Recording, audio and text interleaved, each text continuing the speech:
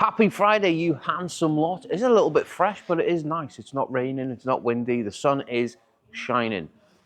Behind me, I've got a 2004 Vauxhall Astra G van, and it is a 1.7 CDTI, and it is booked in for a timing belt change.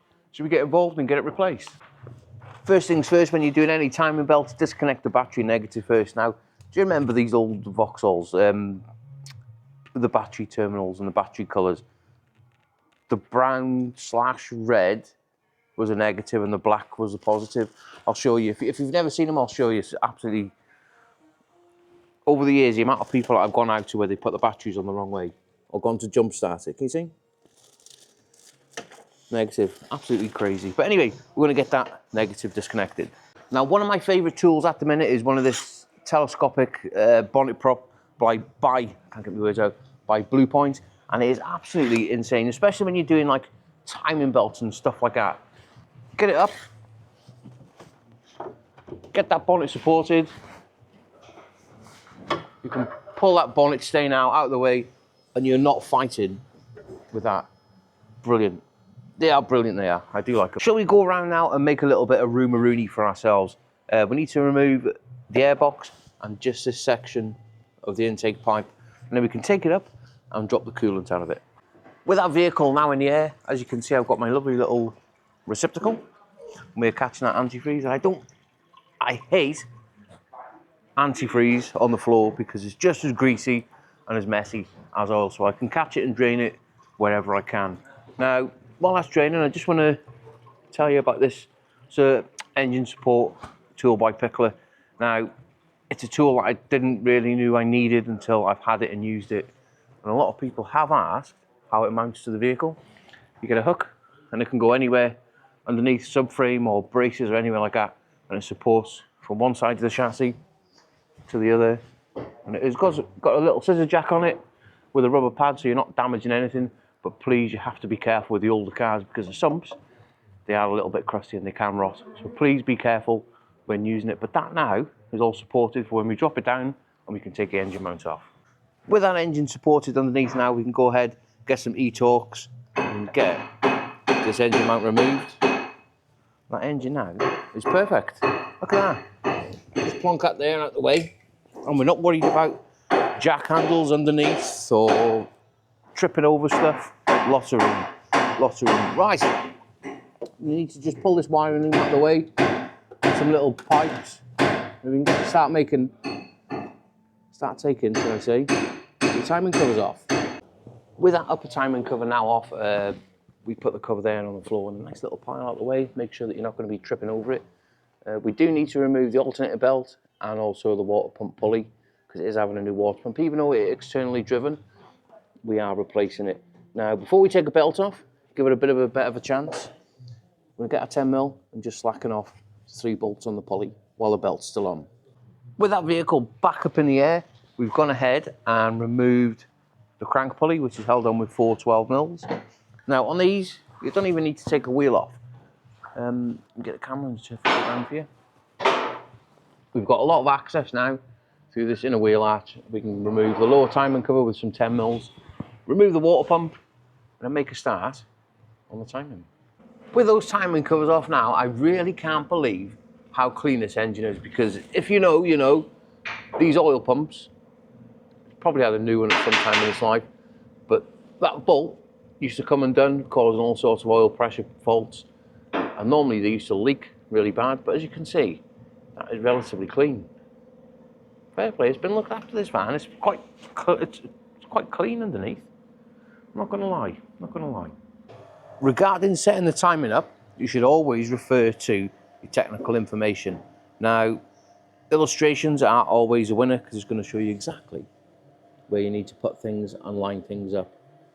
24mm on the crank, the ignition pump, we have got injection pump, we've got a bolt that goes in there and a bolt that goes in there, which I have already done. It did take some winding over, so I put a 13mm in that fuel pump there, a 10mm in the crankshaft, in the camshaft. Now, even though I put pins in just to show you, I have put some Tipex marks or yellow paint marks. Everything is for reference. And also on the crankshaft as well, can you see the little yellow mark that I put there? Now with everything timed up, you can go ahead, I think it's an 18 or a 17 on that timing belt tensioner, and get that slackened off. Now with that timing belt removed, it does look in relatively good condition. I should imagine that this vehicle at some point in its life has had a timing belt replacement. Even the tensioner and the roller idler looks pretty decent. Now we are going to be fitting my preferred timing belt kit on this. Is a shaftlet INA. Comes with everything brand new, even the bolts. And don't forget, let me show you, and do not forget to scan that little barcode on the back. And that will give you all the product information about that, and also you're able to collect points, which is always a bonus. And that now will give you everything you need to know. But we've already got it because I'm using my own information. Right, well I've now got that belt back on the vehicle. The idler down the bottom there is 80 Newton meters. This tensioner is 38 Newton meters. And everything's gone on nice and smoothly. But all I need to do now is get a 16, slacken that tensioner off, and that will tighten the belt up to the correct tension. I can go ahead now and get that torqued up beautifully. With everything torqued up now, we can remove our locking bolts out of the camshafts and the injection pump. Pretty much, a little bit like that. And then we can get on the 24mm now on the crank and turn the engine over twice and make sure that that is lining up.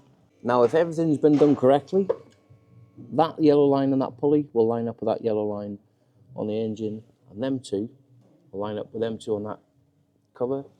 And we have got one on the crank.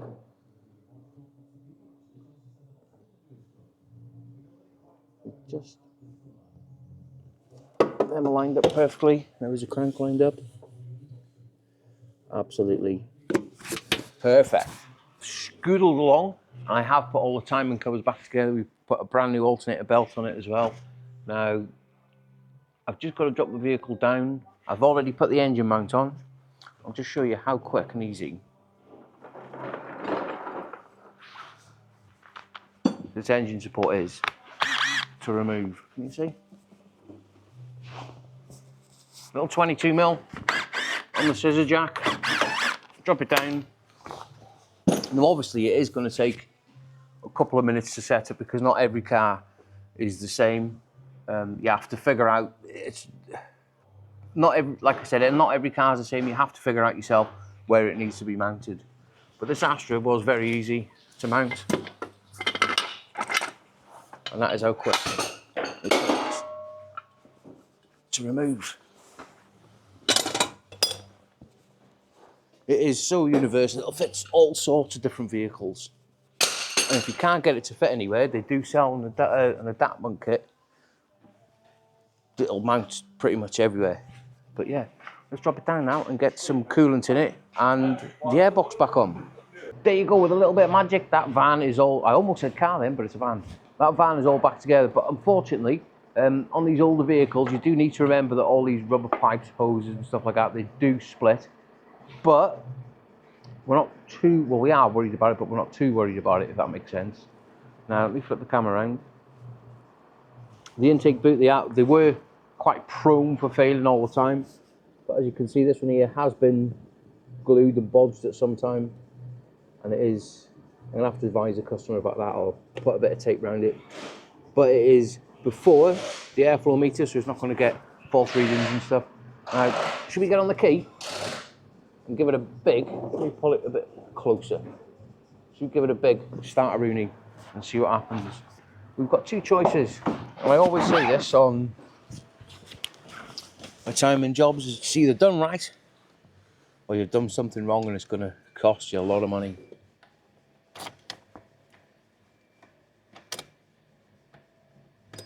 Wait for the glowy plug light to go out. Oh, what's going on here now? The bloody key's playing up. This goes to show that my videos aren't staged. where a lot of people do say, oh, his videos are staged. They're not. You can't get it running. Oh. Right. The car with the spanner light is no longer flashing, so that van will start. There we go. It is up and running. The keys are a little bit dodgy. He's got 2 keys with it, where you have to sort of touch them together and all. But anyway, it is up and running. And there you have it. That is one Vauxhall Astra 1.7 CDTI timing chain replaced. Now I have given everything a little bit of a cleaner Rooney. Now it doesn't matter whether it's an old van like this or a brand new car. They all get the same treatment and they all get looked after perfectly. No 2 cars get treated differently. But anyway, there we have it. I'm just going to let this van now get up to temperature. Make sure that everything's okay. Probably take it for a little bit of a test drive, because why not? Yeah, I hope you've enjoyed the video. It is a little bit quicker than what I normally do, but a video is a video, don't you think? But anyway, hope you all have an amazing weekend. And if you've liked the video, and if you haven't subscribed already, click that subscribe button. Let's get it sent.